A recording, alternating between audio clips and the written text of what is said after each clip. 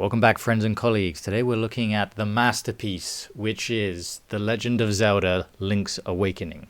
Now, if you watch my channel, it probably means that you are trying to make a game using GB Studio, which is a drag and drop game engine that we can use to make Game Boy games in 2026. But in this video, we're going to set the clocks back to 1993 to see what we can learn from Link's Awakening.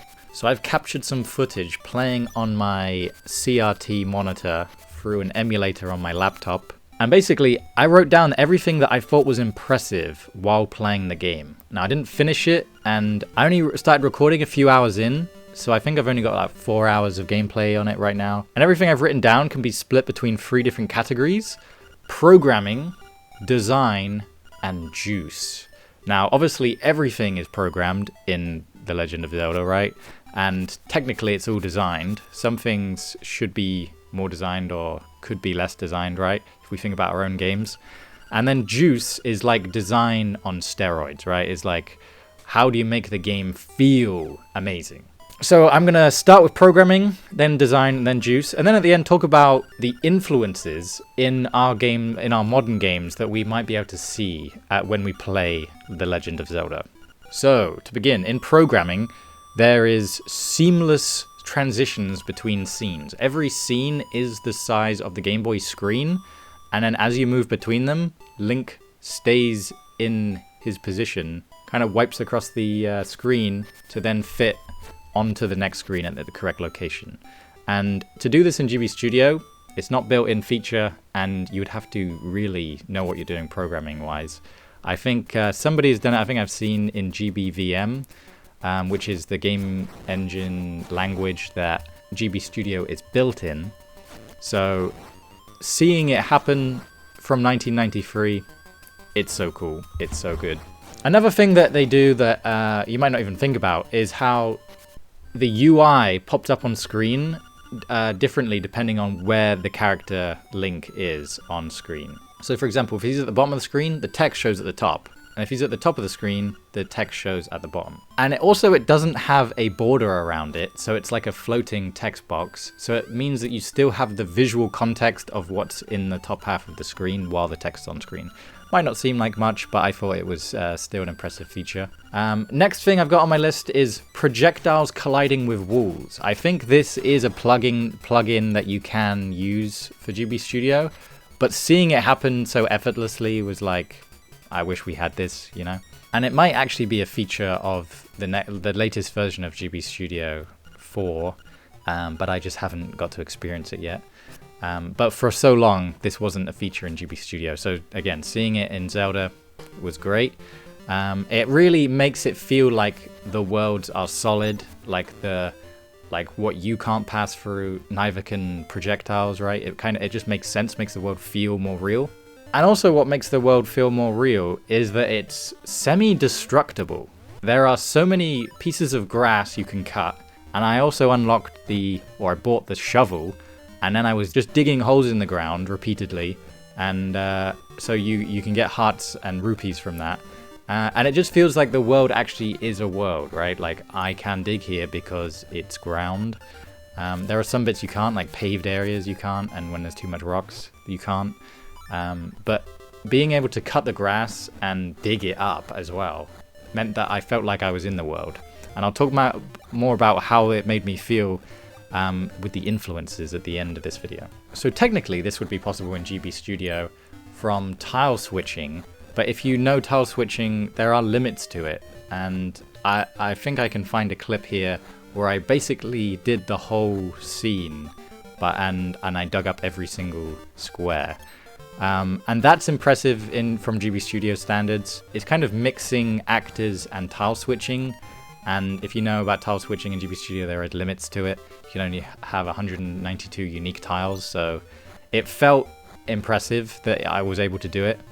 And then going into that as well, going deeper, the idea that actors and sprites, they don't seem to have the same limit that we do in GB Studio. It seems like they are programming it for their needs, which obviously in GB Studio we're using like an out-of-box solution that somebody else has programmed in order to do a lot of different needs. Well, you can tell that they really They designed the programming architecture for their design needs, which is beautiful. Chef's kiss. And that leads us into design. And I have separated design and programming because although you have to design the stuff you program and you have to program the stuff you design, some things are more like, this is impressive that they were able to code it, while other things are, it's impressive that they thought to design it. For the design, I put in-world help.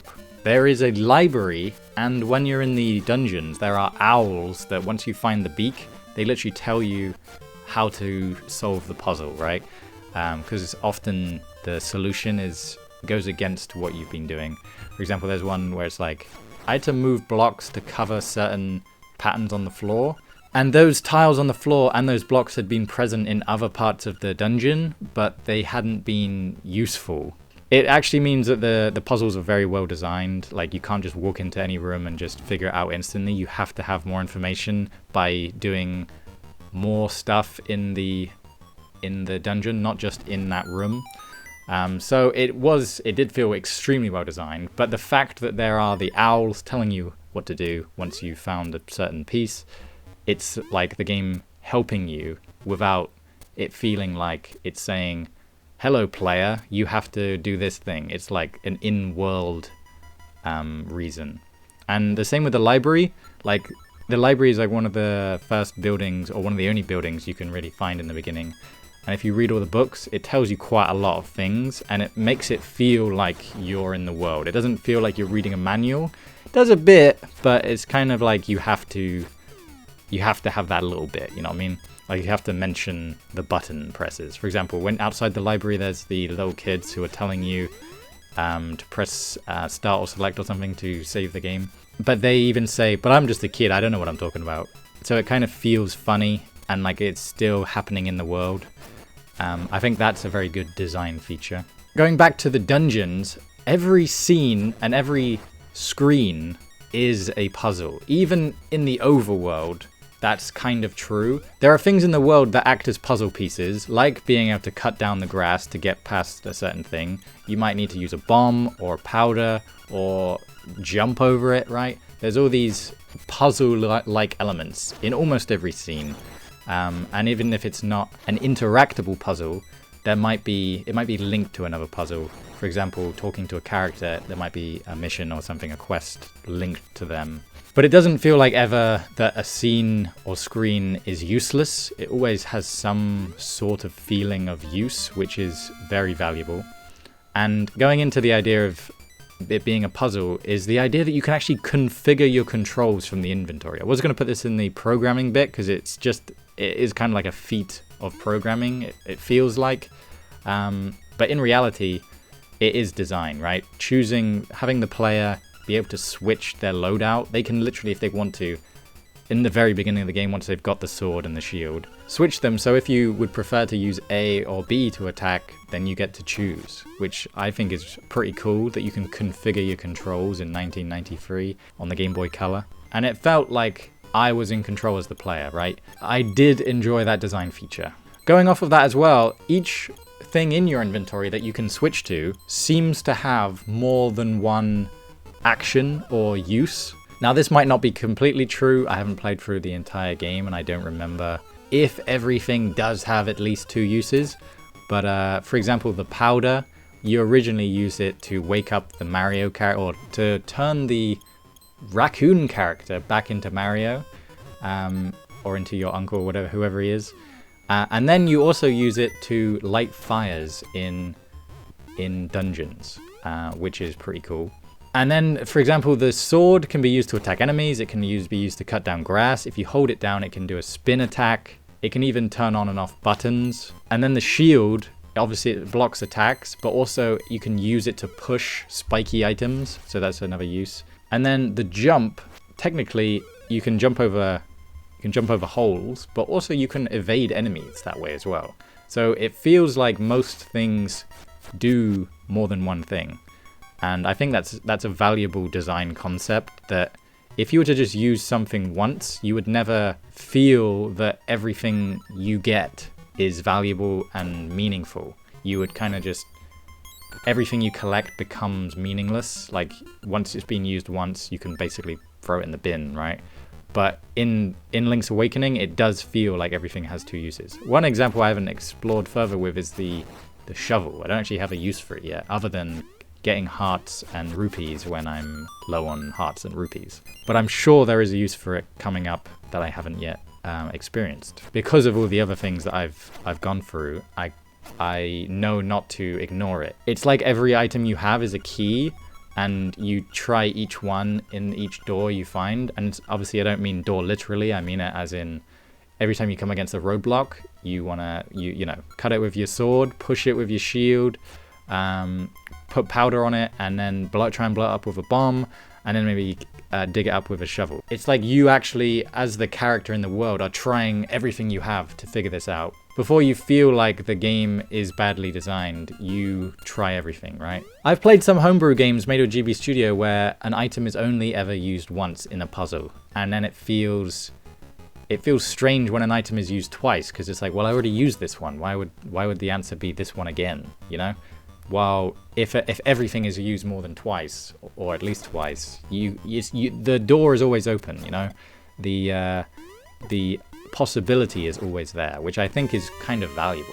Okay, so that was design, and I now want to talk about juice. And remember that juice is design, and it is programming. It requires you to program it, and you have to think about the design of it to be implemented. And I found Link's Awakening to be extremely juicy. There's a lot that gives you feedback with. For example, when you hit an enemy, they flash yellow. They don't like disappear and hide. You also get hearts and rupees from almost everything. So like I said, you cut grass and you can dig, and they give you stuff. And also when you defeat enemies, they give you them too.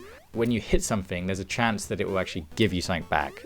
There's feedback there. It's juicy. And also the sound effects, they're very thick as well. Like everything feels like it's in the world being touched, which I think is undervalued in the homebrew community. I feel like we don't use enough sound effects or enough audio juice to tell the player that what they're doing is happening.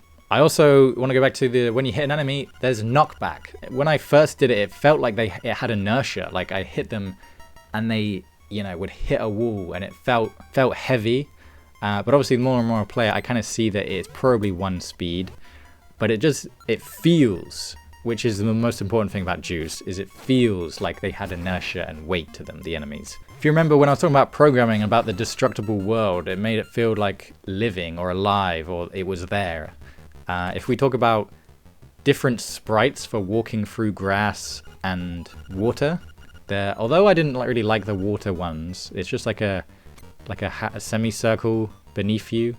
I thought it was kind of weird. Didn't really give me the impression. When I think of this concept, I think of Pokemon walking through long grass. I feel like that was probably the best example of it. But they also do it with Zelda as well. And technically you can do this in GB Studio too, quite easily. You have a trigger box and then you switch the sprite to either the state or a different sprite sheet to match what you want it to visually look like. But I find that the fact you can cut down the grass that you're walking through and then it not have that same sprite there anymore is impressive in a way. They had to design every single thing to have this juice in mind, right? At no point does the design or programming feel lazy inside Link's Awakening. And also the jump has the same thing where it has like a front flip or something where you jump and there's like a little shadow beneath you, and it feels like you're actually moving up in the air. It's kind of cool. I don't know how to describe it, but obviously there's the sound on when you jump, but it feels like you actually have lifted up off the ground, which is crazy because in GB Studio, you know that isn't what's happening. It's a 2D thing. It's all happening in 2D. It can't physically jump, you know what I mean? You have to make it feel and look like it's jumping. And they did. They really did. And then the final thing I've got on this lip is color lerping. The idea that, you know, when you walk into the forest, it like changes the color palette so it feels more dark and dingy and mysterious. So it's kind of using the seamless screen moving, which was my first point, and then blending colors to the next one in between those scene switches, which I think is really, really cool. There was even a time when it faded to white. It felt smooth. It felt like it was really well done. But looking at these scene transitions more, it feels like each color was set as it goes down, and like they chose how many, you know, points there were in between. And I've done this in GB Studio where, for example, I did a tutorial ages ago of like, as it turned from day to night, it would set the colors like dusky, and then in the dawn it would come back up to the daylight colors. And it's annoying to do in GB Studio how you have to set all the palettes. And I hope that back then when they coded it in 1993, they figured out a better way of just finding the values between each color they wanted, and then like setting the steps. And I wish GB Studio had a similar feature to that. So that's all the programming design and juice that I was able to point out in my couple hours of playing. And now I'm probably going to go away and finish this whole game. And if there's any extra things, I might make a little follow-up video. But really, all of this is food for thought of how we can make our games as good as the absolute classic that is Link's Awakening. And I want to play more classics like this, so let me know what your favorites are. But before I go, I want to talk about the influences that I felt while playing this game. The first one that really stood out to me, as soon as I got the shovel, I was like, this is Stardew Valley.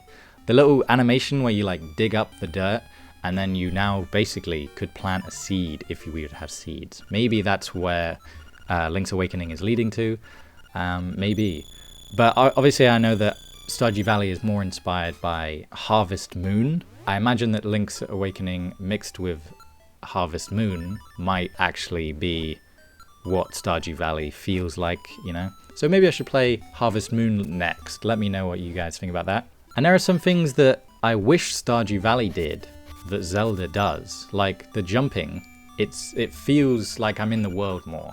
The way in Stardew Valley how you just walk around and it's like all flat, there's kind of, to me, there's kind of some potential in the jumping in a top-down game. I understand that it creates a lot of complexity in the level design. Maybe that's why you wouldn't want to do that. For me, it's one of my favorite things to do in Zelda is to just jump around. Another influence I felt was Mario. There were so many Mario references. Like, I think when you pick up an acorn or a sword of power, you it sounds like the star theme from Mario Kart, maybe. You know, like the sped up, there's no fret feeling of song. There's even side-scrolling elements. That's where also the jump mechanic comes into use in Link's Awakening, is in those side-scrolling bits. But also they were just referencing the characters of Mario a lot. Like I said, they literally had Mario. There was a Yoshi plushie, I think.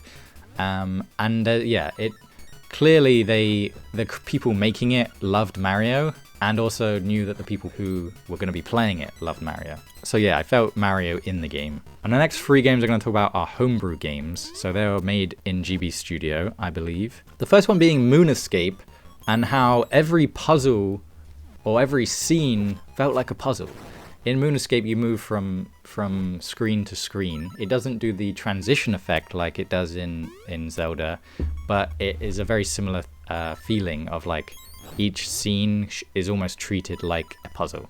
The second game is Glory Hunters. As soon as you get dropped into that game, you get given a sword and you're cutting down bushes or grass, and then you're collecting points like you're collecting rupees and then exploring the world. That is so Zelda, but it's a different Zelda feeling than Moon Escape, right? And then finally, the third game, Unearthed, I think it felt like the puzzle dungeons. You have to push blocks around, you have to like turn switches and stuff.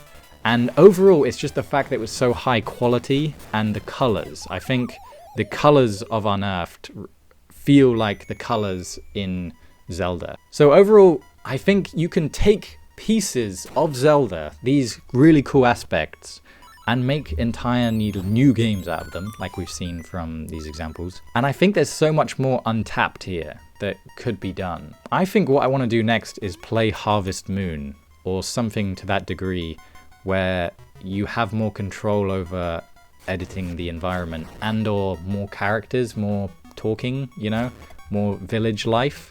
Because that's what I kind of like from games. It's like village life and being able to be in control of things, editing the world in some fashion, like digging up and planting. I want to see where we can go with this series, if I make this a series. So I'll put my patrons up on screen right now. Thank you so much to you guys. You guys are the absolute best. Remember to like the video if you like the video, subscribe if you haven't already. Let me know what you thought of this one and what you'd want to see next. What games would you want me to see me play? And have you played Link's Awakening? I'm sure you have if you're watching this video. And if you haven't, it's worth finding and playing in an emulator or something. It really is a professional product. From 1993, they were not cutting corners. Nintendo knew what they were doing. And on that note, I'll say thank you so much for watching, and I'll see you next time. Bye-bye.